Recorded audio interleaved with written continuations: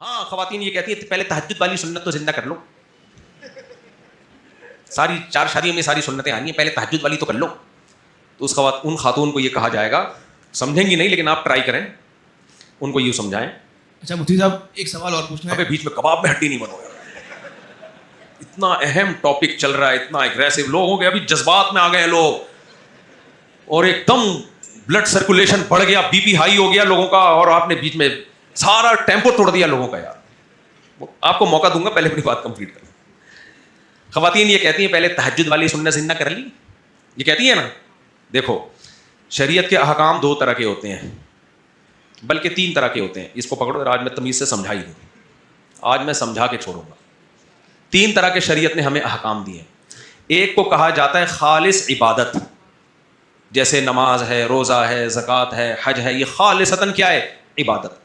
دوسرا ہوتا ہے خالصتاً معاملات, وہ بھی شریعت کا حکم ہے, جیسے تجارت ہے, تجارت کے حکام حدیثوں میں بھی ہیں, فقہ کی کتابوں میں بھی ہیں. اجارہ ہے, رینٹ پہ کوئی چیز دینا, کتاب الاجارہ کے نام سے فقہ میں باب ہوتا ہے. اجارہ کے احکامات ہوتے ہیں, شریعت میں بھی ہے. اجارے کی مثالیں قرآن میں بھی ہمیں ملتی ہیں. ان کو کیا کہا جاتا ہے؟ خالصتاً معاملات. میاں بیوی کے معاملات ہیں, ایک دوسرے کے حقوق ادا کرنے ہیں, یہ بھی کیا ہے؟ معاملات. سمجھ میں آ رہی ہے بات؟ تیسری چیز ہوتی ہے عبادت بھی ہے, معاملہ بھی ہے, دونوں کا مجموعہ ہے. اس کو فقہ کی اصطلاح میں کہتے ہیں من وجہ عبادت ہے اور من وجہ معاملہ. یعنی اس رخ سے دیکھو گے تو لگے گا کہ یہ 2 بندوں کے درمیان ایک معاملہ ہے, اس کا عبادت سے تعلق نہیں ہے. اس رخ سے دیکھو گے تو لگے گا کہ یہ 2 بندوں کے درمیان عبادت کا ایک معاملہ ہے, یعنی اللہ کی عبادت ہو رہی ہے معاملہ کر کے. آئی بات سمجھ میں؟ اب سمجھو بات. آپ کی بیوی نے آپ سے کہا کہ نبی کریم صلی اللہ علیہ وسلم گھر میں جب آتے تھے مسکراتے چہرے کے ساتھ آتے تھے, یہ نبی کی سنت ہے. آپ جواب میں بیگم سے کہیں تم تہجد والی سنت تم نے پڑھ لی ہے, جو مجھے تم نبی کی بیوی اپنی زوجہ کے ساتھ خوش اخلاقی والی سنتیں سکھا رہی ہو. نبی تو تہجد بھی پڑھتے تھے نا, لہذا میں تو چنگیز خان کی طرح ہی آؤں گا اور ہلاکو خان کی طرح واپس جاؤں گا. مجھ سے اچھے اخلاق کی امید نہیں رکھنا.